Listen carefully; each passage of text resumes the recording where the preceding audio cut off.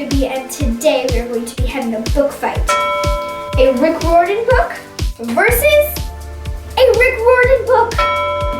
We are going to be having a little battle because this one is on Egyptian mythology and this one is on Greek mythology. We're going to have a book battle, and then I'm going to be sharing some trivia and some great little hacks on how to read the Rick Riordan books, because I'm like a Rick Riordan nerd. Love you, Rick!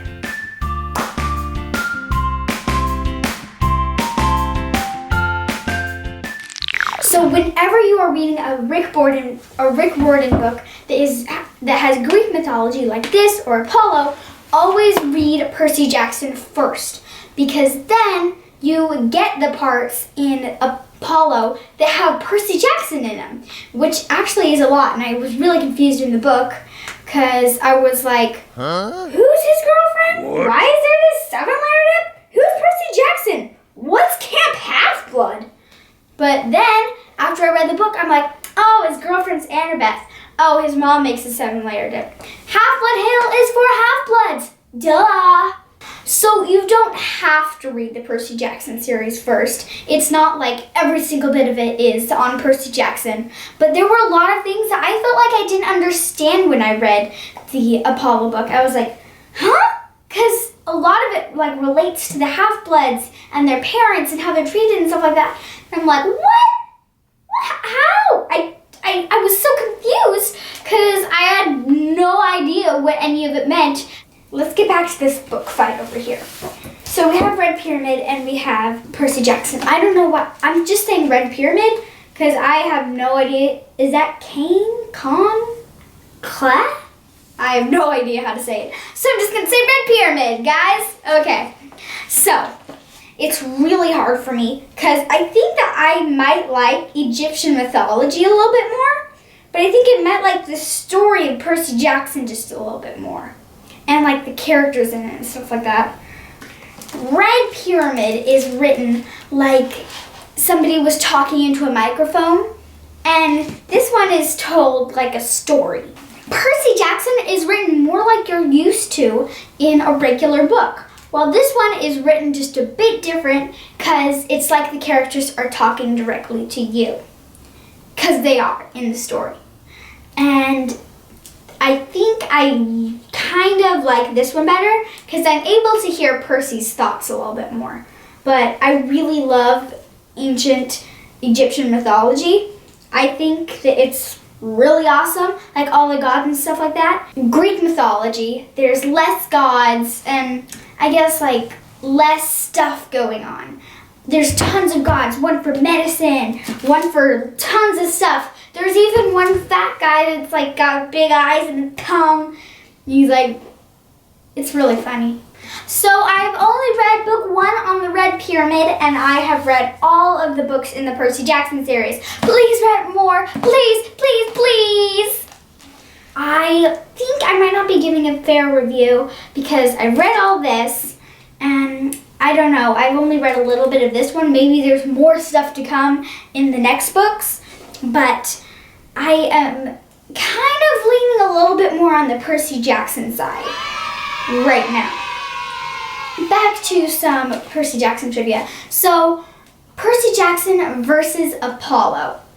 Now, I think the Apollo was hilarious at first because he was like, I have acne, I'm fat, and it was so funny. He's like, I feel pain, what is this? Apollo was really good. It started out really funny, and I loved that.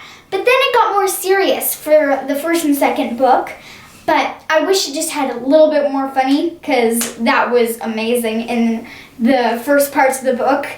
Oh my goodness, it was so funny. Now, chapter 1 of Apollo versus chapter 1 of Percy Jackson, definitely Apollo wins.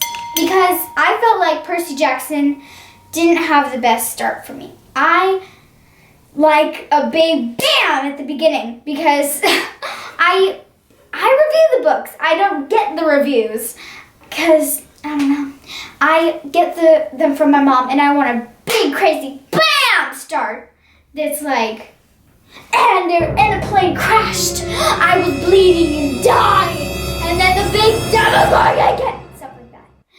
And the Percy Jackson, it was kind of like, oh. And then he's like at school and he has these teachers. And I was like, oh. Because it wasn't as good. And then the rest of the book went, whoop, right up to the ceiling. Crashed through the ceiling and went up to outer space.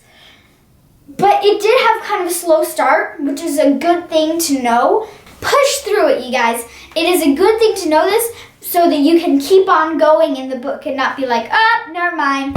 Put the book down. No, do not do that. It kind of has a slow start, but it is a very good book, and it will shoot up through the ceiling to the moon and all this stuff, especially 5. Percy Jackson, I have to give this 5 Bs. More like a million Bs. This is amazing. And what I loved about Percy Jackson is that it had satyrs and naiads. I didn't believe it. Fablehaven has satyrs and naiads, and I'm like, what? Awesome! Did you guys correlate stories and talk to each other? And you're like, oh, satyrs and naiads, that's a good idea. And then put that in your book. So awesome. Fablehaven was so good. Have you ever had one of those books that when you end the series, you're like, no, and you hug it to your chest all day. You're like, no, it can't be over. I don't want to read any other books, but I want to read. So you just read the series over and over. My mom had to force me to read the Percy Jackson series because she knew it was so good. Because everybody said it's really good. But Fablehaven was so good that I did not want to read anything else. I cuddled up in my bed all night and I was like, no, it can't be over. How dare you end that series? That was so good. Why did you only have to write 5 books? That goes for both of you, Mr. Rick Riordan and other guy. So, this book was crazy good. This book was crazy good as well. It is so hard to choose. Better mythology versus better story. I'm not yet exactly sure because there's more books in the series. I'm not going to give you a definite answer. I'm going to put a B with a question mark. Okay, 5 Bs with a question mark at the end.